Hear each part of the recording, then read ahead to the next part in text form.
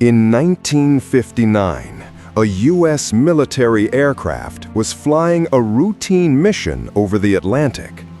Everything was normal until suddenly it disappeared from radar. No distress signal, no warning. The plane and all 8 crew members vanished into thin air. 20 years later, the wreckage was finally discovered. But inside, there were no bodies, no crew, no answers. So what really happened? Was it an alien abduction or a military cover-up? 65 years later, the mystery remains unsolved.